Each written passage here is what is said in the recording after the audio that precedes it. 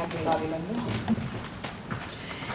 La verdad es que yo estoy muy contenta de estar aquí celebrando algo como el periodismo sosegado, la reflexión, el diálogo y la necesidad de hacer preguntas correctas para obtener respuestas correctas y que el mundo sea un poco menos áspero, que creo que es lo que nos ha reunido aquí y creo que es el leitmotiv del documental que vamos a ver y un poco de Iñaki Gabilondo, para ser exactos. Así que lo primero es agradecerte el documental, agradecerte la trayectoria. Ya sé que no te gustan estas cosas, pero te lo han preparado tus compañeros de Movistar y aquí estamos todos para celebrarlo. Yo creo que bueno, el elenco que vais a ver, los que no habéis podido ver todavía el documental, cuando lo veáis tendréis la misma sensación que he tenido yo, de que sois, después de verlo, un poco más sabios y un poco más felices, que es algo que siempre se agradece mucho en estos tiempos convulsos. Iñaki y el equipo de Movistar ha reunido un elenco formidable de gente que sabe de lo que habla. Algunos de ellos estáis aquí y os agradezco mucho el esfuerzo. Agradezco mucho el esfuerzo también a Movistar por esta apuesta que me parece tremendamente interesante y que entronca con la necesidad que tenemos de un buen periodismo, que es lo que es el documental Que Diablos es España. Y yo estoy muy contenta de tener aquí también a estos compañeros, casi todos colegas, que forman parte de este documental, así que quiero que pasemos a saludarles. Juan Andrés García Ropero es Bropi y es el director de entretenimiento de Movistar Plus, Bropi para los amigos, ¿no? Pero es Juan Andrés García Ropero, porque tiene apellidos rotundos. Jorge Ortiz de Landázuri también tiene apellidos rotundos, que es productor ejecutivo de Movistar Plus. Alfonso Cortés Cabanillas es productor ejecutivo de La Caña Brothers, que es la productora responsable del documental. Iñaki Gabilondo, que no tiene apellido compuesto, y yo soy Mariola Cubells. Estamos aquí, Iñaki, tú y yo somos los únicos que tenemos un apellido normalito, el resto, bueno, García Ropero alias Bropi. Bropi es un poco lo mismo. Yo os agradezco mucho que estéis aquí y quiero empezar por ti, Iñaki, y saber si esto es una despedida de verdad, si nos vas a dejar huérfanos de tus aventuras audiovisuales y por qué. Buenos días a todos. Antes que nada, muchas gracias, pero estoy muy sorprendido porque yo venía a un encuentro con la prensa para presentar el documental que hemos hecho y me encuentro con unos queridísimos amigos que le dan a este programa, que es el último que he hecho y que voy a hacer, un carácter un poco de, no sé, despedida, en fin, que me emociona. Muchas gracias, ¿no? Bueno, la verdad es que era lo último que yo quería hacer y lo último que yo quería hacer quería que no tuviera vinagre. Es decir, yo no he ocultado a nadie que he avanzado hacia el escepticismo a gran velocidad. Durante algún tiempo creí que eso era sabiduría de viejo. Luego descubrí que es cansancio y que muchas veces los viejos nos ponemos muy estupendos llamando sabiduría a la que no es sabiduría, a lo que es sencillamente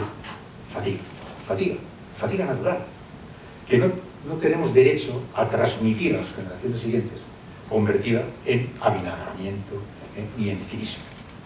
Entonces, como yo hace mucho tiempo que me andaba haciendo muchas preguntas sobre muchas cosas, y también sobre España, y le voy a hacer una cosa consistente en lo que he hecho toda mi vida, que es preguntar, no sé preguntar a gente sobre España, pero no en el contexto del combate en el que estamos ahora metidos, aunque seguramente muchos, conociendo mi historia, conociendo esto, pueden pensar que este es un documental que tiene por objeto entrar en la bronca con... No, al contrario. ¿Será posible que hablemos un poco serenamente de España? Hacemos la prueba, ratito para probar. Y nos vamos a hacer otra cosa. Vamos a coger gente que no represente a nadie y que por tanto sea altamente discutible. Porque son estos, como podrían ser otros, estos, como podrían ser 1000 otros. Como podríamos decir, hay que dar unas cuantas muestras y valor por si alguno quiere continuar seriada la conversación que España siempre tiene en mente. Este es un producto tributario de una idea de Manuel Hidalgo, que en el diario El Mundo, durante tiempo, haciendo unas entrevistas que titulaban Pensar en España, iba haciendo a gente, y que un buen día, eran mensuales o bimensuales, y un día la recogió en un pequeño libro y me pidió a mí que yo lo prologara. cuando yo lo prologué, vi como la gente que allí estaba respondiendo preguntas sin entrar en la bronca, sino en la naturaleza de España, pues sería bonito que viéramos también algo así, pudiéramos plantear eso como un tema de conversación. En preguntas de esta naturaleza, se han dado cuenta ustedes de que España dice que con Japón, el país que más tiempo se pasa hablando de sí mismo, de qué somos, de dónde venimos, desde cuándo somos lo que somos, tal. Y en vez de pensar qué estamos haciendo, qué vamos a hacer o qué hacemos, ¿no? ¿Qué somos? No sé, existencialista como el siglo XIX, como si estuviéramos en el 1898. También estaba muy sorprendido cuando decía Kant, decía, España es un país de antepasados. Estamos todo el santo día mirando los antepasados, todo el santo día, toda la vida. A Kant le llamaba la atención, y a mí también. No porque sea algo específico, España, el mundo entero hace eso, pero España no cierra casi nunca ninguno de sus episodios históricos. Los demás países tienen broncas y las resuelven mejor o peor, y las dejan mal o bien resueltas en un sitio y ahí y siguen viviendo. Pero, y entonces dije, es verdad, es que nosotros, por ejemplo, no sabemos si estamos orgullosos de la aventura americana o avergonzados de la aventura americana. El rey de repente no se levanta en una cosa allí en América, por una cosa, y no sabemos si ha hecho bien o mal, si es de los nuestros, si es de los buenos. Tenemos un lío monumental. Llega la campaña andaluza, y en la campaña andaluza veo que de pronto reaparece el viejo lío de los 7 siglos de la presencia del Islam en España. No marcaron el carácter español, sino que eran unos infieles a los que echamos, no tal. Esta es una bronca memorable que tiene 500 años. Bueno, apareció en el debate de la campaña electoral. Hoy, bueno, lo vieja que es España, a mí me llamaba eso siempre muchísimo la atención. Eso es esencialismo, ¿verdad? Pero luego me pregunto también si existe algún país del mundo en el que el nombre del país sea un lío. O sea, tú dices Francia, Italia, Alemania, Holanda, dices España, lío, atención. Esa es una palabra que tiene piedra, ¿eh? España, cuidado, tranquilo, ¿eh? O este país, el Estado, o sea, no tenemos resuelto tenemos asignaturas pendientes que han terminado, que tienen su explicación, o lo sabemos lo que significa los 40 años de dictadura, y nuestra historia, y las guerras, y la guerra civil, y las guerras pasadas. Pero sin entrar en todo eso, decía, caramba, todavía estamos en el punto en el que decir el nombre del país es un asunto que viene cargado de pólvora y que hay que colocarse en posición según por dónde venga el nombre. Curioso. Luego, es un país tan potente, tan fuerte, tan extraordinario, y al mismo tiempo tan cojitranco, como si arrastrara una bola de hierro. Hemos perdido tantas oportunidades históricas siempre. ¿Por qué perdemos tantas oportunidades históricas? ¿Por qué nos pilla siempre mirando a otro lado? ¿Por qué asombramos de pronto y de repente nos desconcertamos?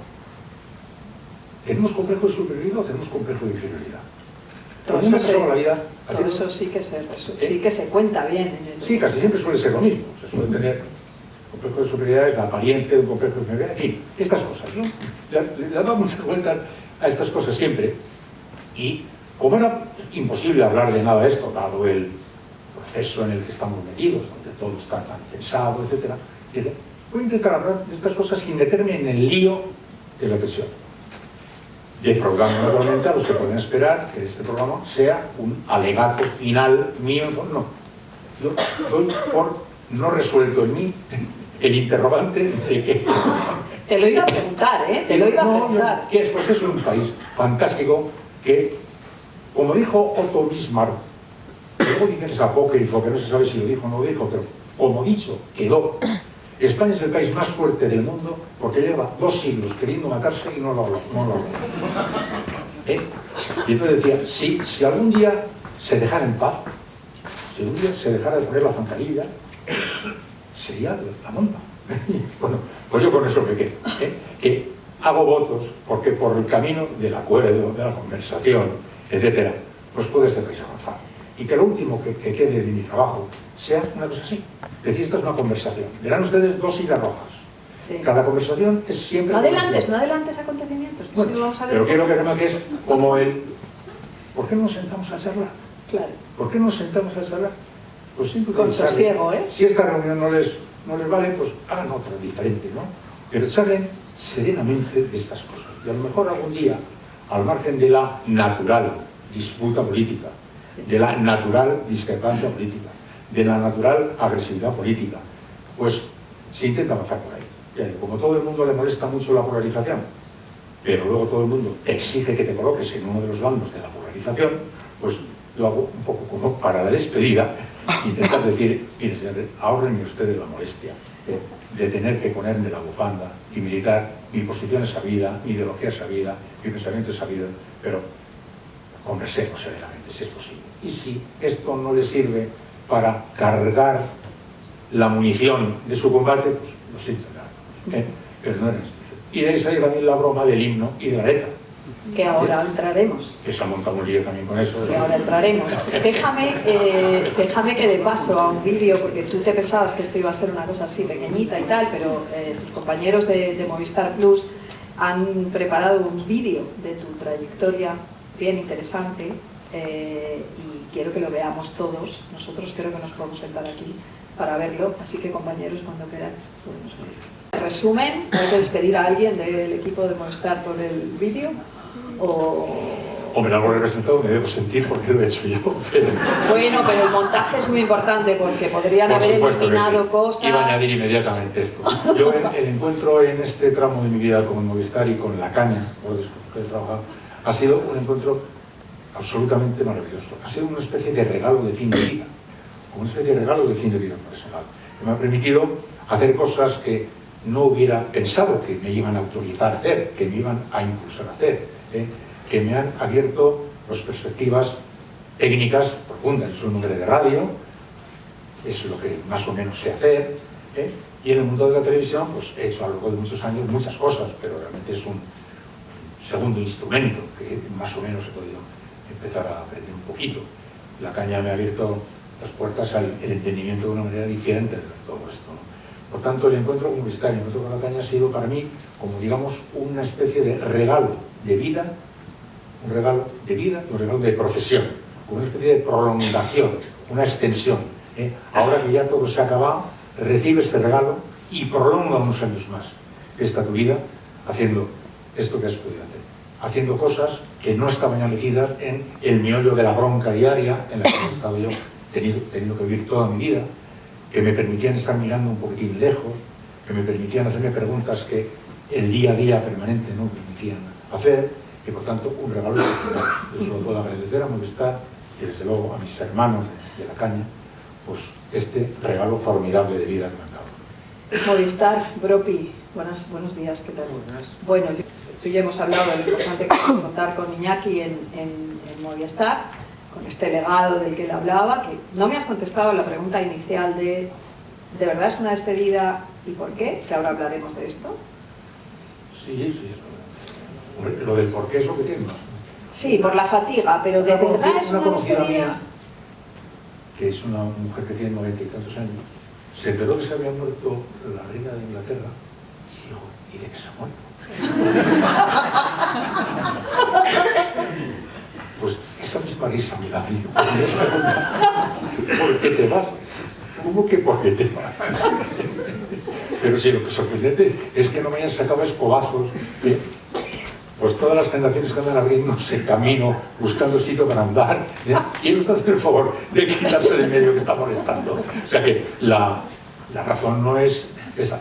He añadido fatiga. Pero también es un añadido un poco superfluo, se supone que fatiga, ¿no? Sí, pero es una retirada de las de verdad, una retirada absolutamente de verdad, con conciencia, con consciencia y mucho más tarde de lo que en pura lógica hubiera debido producirse. Como consecuencia de este regalo se ha prolongado unos años más. ¿Y por qué? Por eso, por razones sencillamente obvias. Y como digo, esta semana ya he cumplido la escalofriante edad de 80 años, pues yo creo que menos explicación necesita todavía, ¿no? Bropi, ¿por qué ha sido importante este legado? ¿Por qué Iñaki? ¿Por qué apostasteis por esta historia y por él en su momento? En su momento y ahora, ¿no? Yo creo que si alguien soporta el adjetivo talento en esta profesión es Iñaki. Y contar con él en Movistar, que siempre hemos apostado por el talento, es un placer, es un orgullo tenerle aquí, ¿no? Y decía antes que a España le cuesta cerrar episodios históricos, ¿no? Que no nos consigue cerrar este formato, este documental que tenemos esta noche, creo que para nosotros será casi un obligado cumplimiento el intentar cerrar de la mejor manera posible este periplo televisivo que hemos visto en el vídeo anterior, ¿no? Y esa cabecera con ese a mano, la última pregunta de Iñaki Gabilondo, tenía que estar en Movistar Plus, ¿no? Y muy orgullosos de que esté. Yo quiero, sí que me gustaría mucho saber, Iñaki, si todas estas cuestiones, todas estas preguntas que te has lanzado en cada uno de los episodios, en cada una de las aventuras audiovisuales, las has respondido después. Has dicho, no es qué va a pasar, sino qué vamos a hacer. ¿Y esa respuesta la tienes? Más o menos, después de hablar con tanta gente que pondera sobre esto. No, los que nos dedicamos a esto sabemos que difícilmente se cierran las preguntas con respuestas redondas que resulten inexorables. No es así. Yo me formulo preguntas de este estilo hace mucho. Hay aquí un testigo, Isaías Lafuente, el hermano de la profesión, compañero mío durante muchos años, que sabe que estando en el diario, la cocina diaria, cuando está el puchero al rojo, pues en nuestras conversaciones siempre estaban flotando preguntas de esta naturaleza que parecían estar por encima de esto y que tampoco esperan una respuesta cerrada. En el fondo son preguntas antirretóricas, porque saben que no van a tener una respuesta, no saben ya que la respuesta va a ser no, pero se formulan para oxigenar el cerebro. Y en el fondo, a mí me parece, como decía, lo que hemos hecho con la gente que hemos charlado, este mosaico de cosas que andan blandeando por España, me ha parecido un buen final. Yo creo en ese tipo de final. Un final contra el pulso, contra la bronca. Se pueden escuchar opiniones de muy distinto tiro, pero no sobre la política directa, sino sobre nosotros, sobre este país, sobre lo que somos y lo que podemos hacer. Y que creo y quiero que respira fe. Yo tengo una fe enorme, pero la he tenido siempre. Solo que tengo una fe enorme en este país cuando es capaz de poner en común cosas. Sí, yo le he visto a este país, cuando ha puesto en común cosas, le he visto hacer asombrosas realidades. Cada vez que le veo que no tiene pinta de ir a poner en común las cosas, reconozco que me desanimo de verdad. Porque si hay un país que tiene también capacidad, como digo, de ponerse la zancadilla, es España. Tiene una gran maestría para ponerse la zancadilla, ¿no? Pero yo hago votos, este final de fiesta, hago votos porque aprovechen ustedes su experiencia histórica para recordar las prodigiosas hazañas que son capaces de hacer ustedes cuando se ponen de acuerdo. Así que intenten avanzar por ahí. No se encuentran respuestas, sinceramente, ni creo que se formulan para dar con una respuesta. No.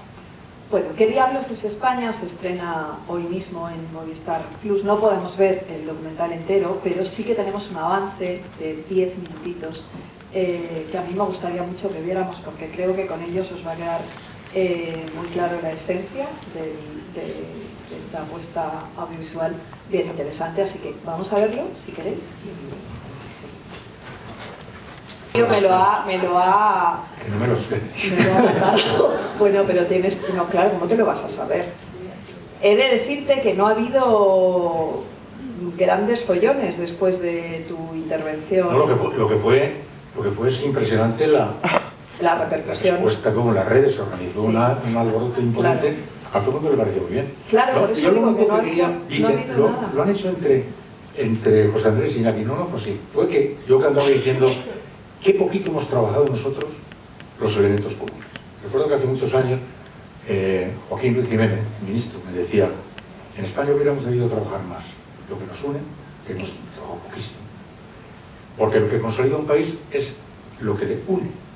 Y ponía el ejemplo de Estados Unidos. En Estados Unidos cometes un delito y te pueden ejecutar en la silla eléctrica por un delito que un metro más para aquí, en el estado de Alá, no te...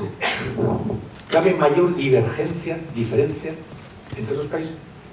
Y no les pasaba nada porque tenían unos elementos comunes que los consolidaban fuertes, en este caso eran sus instituciones, ¿no? Entonces, yo andaba con eso. Y decía de repente José Andrés, es que lo que nos une a todos es la comida, los platos regionales. Les gustan a todos. No hay ninguna pega en ningún sitio por el plato de ningún otro lado. Diga, anda, pues es verdad.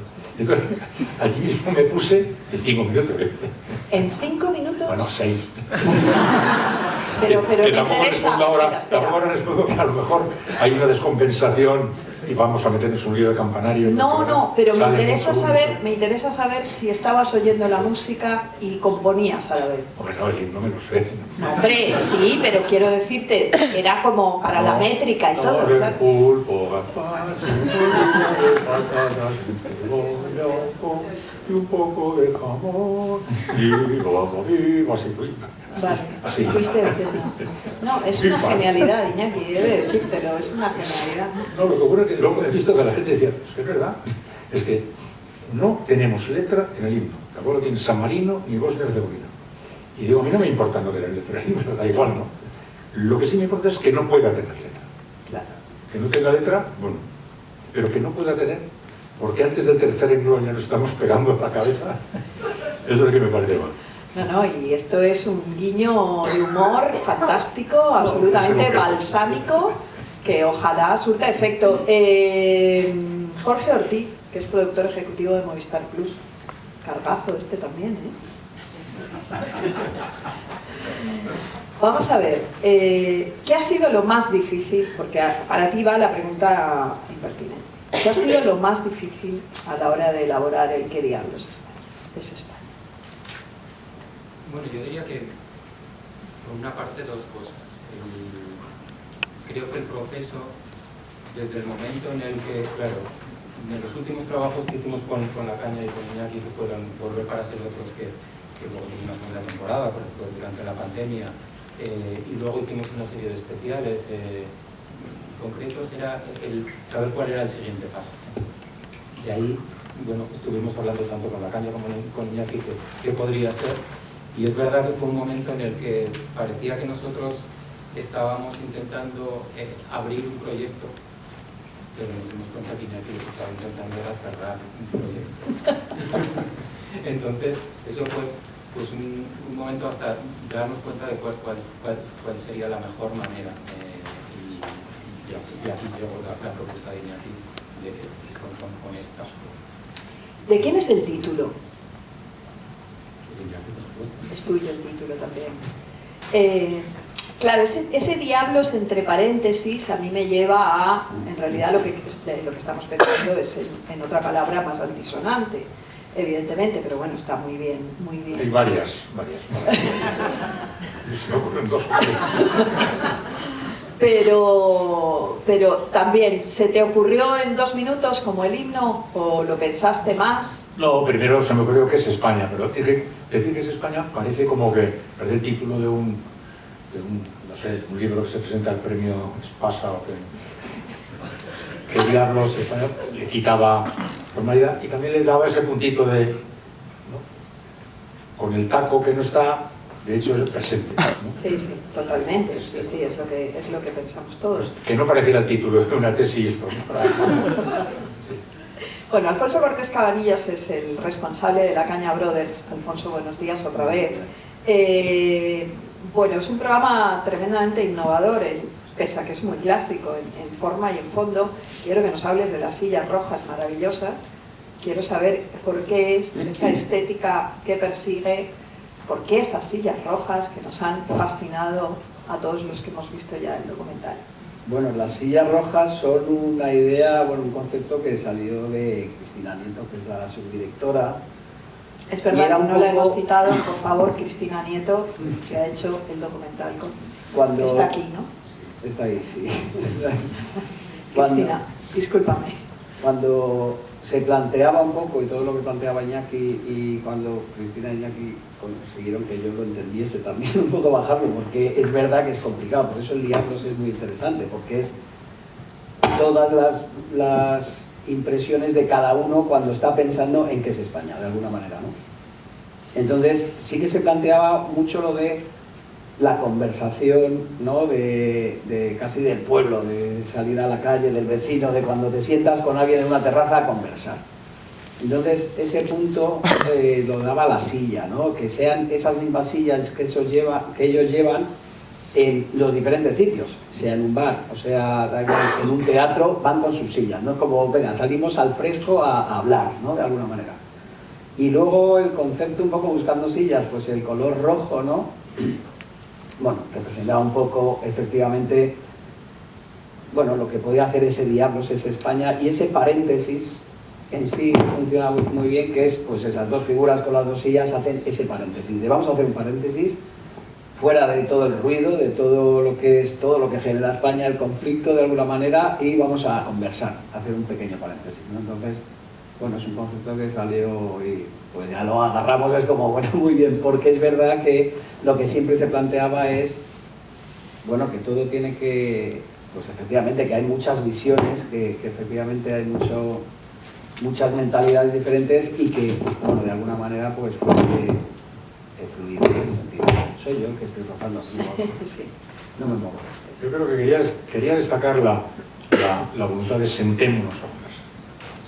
La idea es acentuar que la silla, que es el lugar donde te sientas, adquiera un poco protagonismo visual, porque queríamos que se visualizara la idea de sentémonos a charlar. O sea, es un poco de, ¿por qué nos sentamos a charlar? Y por eso pensaron la idea de darle a las sillas protagonismo, para destacar el protagonismo que queríamos darle a la idea de sentémonos a charlar. Yo creo que es bonita. Y se ha mencionado a Cristina, que está ahí, que no solamente es la subdirectora de este programa, ha sido mi compañera durante todo este ciclo que hemos hecho de Movistar y que se ha recordado aquí, que desde el primer hasta el último programa ha sido mi brazo derecho, mi brazo izquierdo, mi compañera y mi gran amiga. O sea que, muchas gracias. Gracias Iñaki por todos estos años y por lo aprendido a tu lado. Maestro.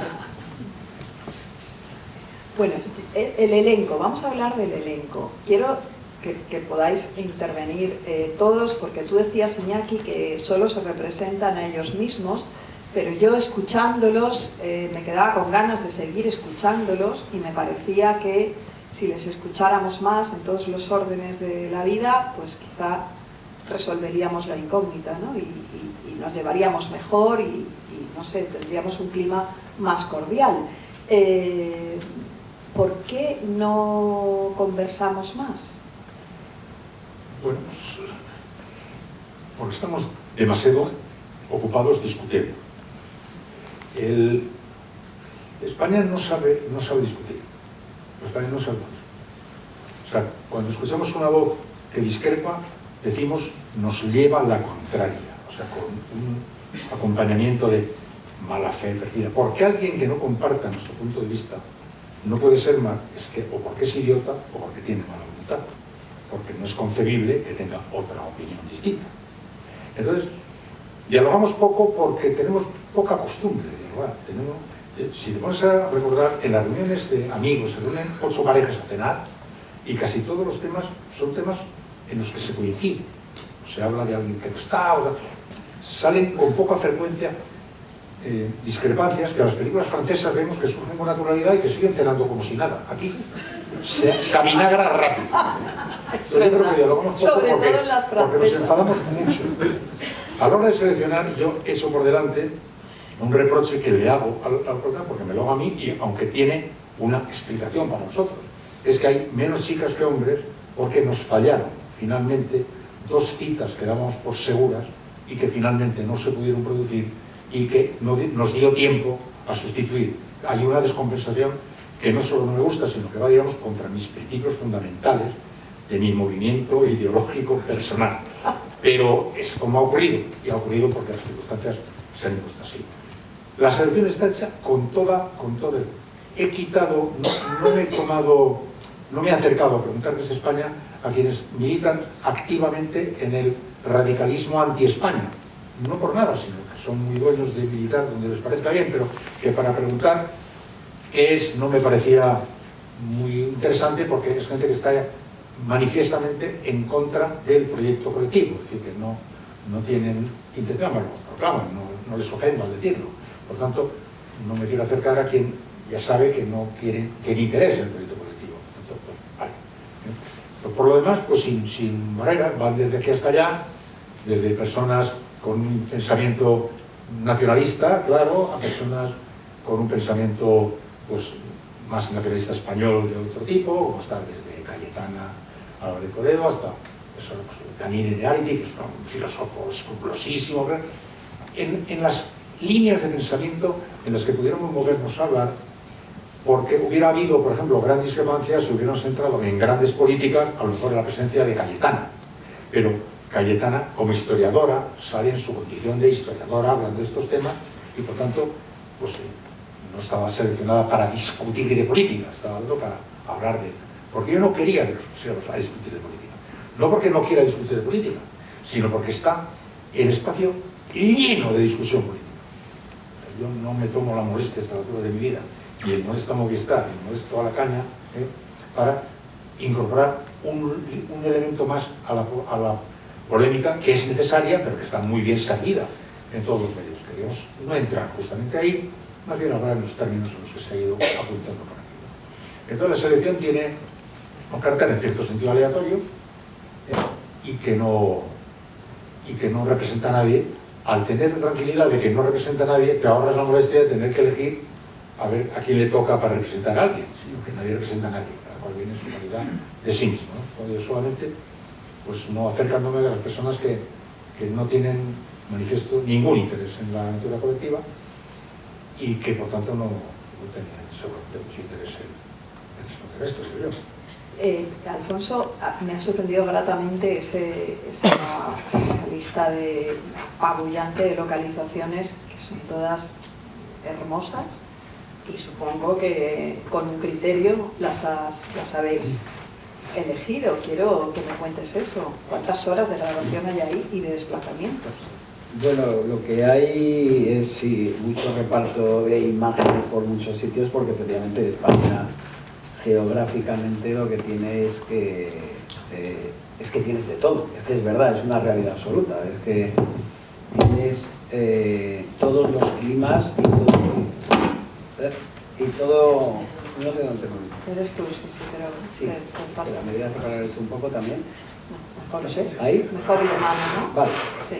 Vale, pues eso, que tiene, pues eso, mucha variedad. Entonces también era bueno, realmente dentro de que, bueno, las entrevistas lo que se buscaba era un poco diferentes localizaciones que abriesen el abanico, pero sin concretar tampoco en un sitio concreto, porque en el fondo no estábamos buscando la localización exacta, pero sí que el planteamiento era enseñar esa España, enseñarla, porque existe, porque está, porque a veces nos la perdemos, es una realidad y eso nos pasa. Nosotros que trabajamos quizás en esta profesión y viajamos mucho de alguna manera, estamos en muchos sitios, hay muchas ciudades y muchas provincias que las conoces porque dices, fui un día, yo me acuerdo cuando hacía deportes en Canal Plus, fui un día a hacer un partido, pero tampoco sé si he estado del todo, porque fui y volví, ¿no? Pero cuando empiezas ya otro tipo de producciones y empiezas a buscar localizaciones y encuentras sitios que son absolutamente flipantes y que bueno, pues que lo sientas de alguna manera, que esas conversaciones acompañen las localizaciones a que sientas que esa España está, ¿no? De alguna manera. Estamos rodeados de buenos amigos y... Los participantes han quedado dicho claramente, no aceptan la existencia de una especie de rasgos de origen que desde el principio de los siglos definan los españoles, son la consecuencia de nuestra historia, pero tenemos una historia y está jugando un peso muy grande, ¿no? Pero sí, se menciona, por ejemplo, el idioma, ¿no? Es el mayor tesoro que tenemos con mucha diferencia. El mayor tesoro que tenemos con mucha diferencia. Muy mal aprovechado. Entre los que no quieren ni verlo, los que lo odian, los que lo maltratan, los que no lo valoran, los que no le conceden ninguna importancia, no está utilizándose como el gran mecanismo para lo que se inventó la lengua. Y las lenguas, porque aquí tenemos todos mucho interés en que se respete la lengua española, pero yo tengo también mucho interés en que se respete la lengua catalana, y la lengua vasca, y la lengua valenciana, las lenguas que son también oficiales del Estado. Se ha trabajado mucho para hacer lo que tú has dicho. Se ha trabajado mucho para empaquetar en una única realidad la diversa, enorme realidad. Yo siempre he dicho que es más fácil gobernar la familia Trapp. Hay gente que soñó con que España fuera la familia Trapp. Tocas el pito, todos a cenar, todos a comer, todos a merendar y todos a la lucha. Es mucho más difícil cuando tienes una familia tan heterogénea como es la familia española, pero no tiene derecho a aspirar a ser un colectivo familiar, una unidad familiar en la que uno de los miembros de la familia fuera monja otro de los miembros de la familia fuera musulmán, otro miembro de la familia fuera... Somos un país enormemente heterogéneo, cuya heterogeneidad está costándole mucho aceptar a mucha gente. Hay mucha gente que considera la heterogeneidad como una especie de falta de educación, provocación, un intento de molestar, de no querer aceptar la tarea colectiva. Y enfrente hay una intención de sí lo contrario. Mientras tanto, ¿qué hemos hecho? Desarrollar muy poco lo común, muy poco.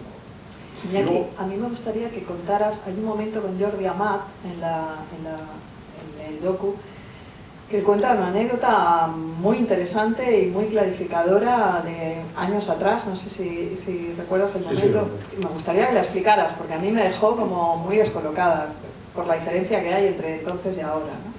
Pero te refieres a lo de los Juegos Olímpicos. Sí, exacto. Sí, Jordi Amat, que es un hombre que es un periodista catalán y tiene antecedentes, está muy vinculados al tema independentista, que está colocado en el nacionalismo catalán, pero ya no, se ha colocado en una zona distinta del templado y tal, que cuenta cómo se han ido haciendo movimientos regresivos también en la tarea de la cohesión nacional. Cuenta, por ejemplo, cuando el día que se inauguraron los Juegos Olímpicos, dice que la llegada del rey al Estadio Olímpico, mientras estaba ondeando la bandera catalana. Decía, hoy sería imposible. Y de fondo con el segador, es que claro, era todo como... Hoy sería imposible. Sí, se han dado muchos pasos adelante y muchísimos pasos atrás, y hay en este momento corrientes que están pugnando, como vemos en el debate encendidísimo que todos los días vemos, están pugnando para hacer difíciles las cosas. Eso es evidente. Están haciendo... Hay mucha gente que está contra la idea del acuerdo, contra la idea de la búsqueda de espacios comunes. Y yo no aspiro a resolver los problemas de la humanidad, pero sí a hacer más fuertes los espacios comunes. Los espacios comunes. Y desde luego, lamentando muchísimo la falta de educación. La falta de educación en el sentido de cómo hemos fallado en materia educativa históricamente. Se comenta también en el documental hasta qué punto España, primero por la Reconquista y luego por la Contrarreforma, pues quedó apartado de los circuitos de la modernidad de la Reforma. Y entonces, pues, hemos estado viviendo arrastrados con una vinculación con la Iglesia, que es una vinculación que nos ha comprometido mucho más allá de lo natural. Hasta el punto que parece que estamos casados con la Iglesia, por la Iglesia ad eternum, sin que tenga España la posibilidad de vivir con la naturalidad con la que se deben vivir las cosas referidas a la fe, referidas a la religión. Sí, somos hijos de esto también, y eso también está pesando las dificultades que tiene este país para avanzar, porque tenemos en materia de educación, pues unas lagunas imponentes. Estaba contando antes Javier, como además hay una especie de universo español que es impermeable a la educación. O sea, aunque vaya al colegio, al instituto, a la universidad, haga 784 másteres, hay un territorio de la burrez nacional, así como hay un yacimiento de reaccionarismo que parece que pisas y ¡cac! De repente asoma, crees que se ha acabado y vuelve a salir. También hay un yacimiento de burrez que no es irrelenta. Y decía el otro día en televisión, viendo una cosa, estaba haciendo la encuesta por la calle y le preguntan a un chico de 20 y tantos años, dice, ¿cuántas provincias tiene Andalucía? Y dice, tío, 2. Le dice el periodista, no, son 8. Dice, es mi opinión, ¿no? Una pequeña demostración de cómo también se ha entendido muchas veces la libertad de expresión como algo totalmente desvinculado de la libertad de pensamiento y de la necesidad de pensar antes, ¿no? Sí, que tenemos muchas cosas, y la historia de España, para ponerte a hablar de ella ya en serio y a fondo, digo, esto serían como apuntes, como pequeñas bengalizas, que se entienden, pues si queréis, abramos una conversación larga por aquí, abramos una conversación larga por aquí, abramos una conversación larga por aquí. Pero ya contigo no, ¿no? Pero ya contigo no. Bueno, la palabra optimista me parece a mí un poco norteamericana. Yo prefiero más mediterráneo, esperanzado. Esperanzado. Pero no porque tenga muchos motivos, sino porque se suele producir de golpe movimientos de esta naturaleza. En este momento no veo ninguna razón para tener mucha esperanza, porque el mundo entero, y España, dentro del mundo, aunque España ya por su cuenta históricamente también antes de que el mundo jugara a la máxima radicalización, está viviendo un momento de tensión muy polarizada, ultra radicalizada, y que además no tiene ningún porvenir, puesto que está jugando en la batalla electoral. O sea, en este momento estamos ya en plena campaña electoral, estamos asistiendo a situaciones verdaderamente escalofriantes y escandalosas, que no autorizan a pensar nada. Decían los noruegos, dicen España, país que se salta las reglas. Los noruegos nos consideran a nosotros, ciudadanos, que tenemos la costumbre de saltarnos la norma. Lo que le está pasando a España ahora es que las normas se las están saltando las máximas autoridades del Poder Judicial y las más altas autoridades políticas. No es que se la está saltando Ambrosio Begoña, sino que también, a lo mejor, sino que se la están saltando. Tengo pocos motivos ahora para tener esperanza, porque veo que no estamos en esa ruta y que los caminos de la disputa política, en su avance hacia la victoria electoral, etcétera, van a estar llevándonos por esos caminos de polarización, incluyendo, como digo, situaciones tan terribles como que esté incumpliendo clamorosamente la Constitución de forma sistemática, por parte de los que representan los órganos supremos de los tribunales de justicia y algunos máximos responsables de la policía. Sin embargo, aunque coyunturalmente tengo esta impresión, tengo que tener una esperanza, porque la tengo que tener en general el mundo. Si no, el mundo tal como está ahora mismo tiene toda pinta de ir a acabar fatal. El mundo tiene, a lo largo de su historia, pues en algunas ocasiones, pues resuelve de manera estrepitosa algunas de las situaciones más difíciles. Se está metiendo en una boca del lobo, claramente desde todos los puntos de vista. Y no hace falta que haga la relación, incluyendo los temas energéticos, la cadena de suministros, el regreso de los fanatismos, los ultranacionalismos, todo la extrema derecha que avanza, los fascismos que asoman.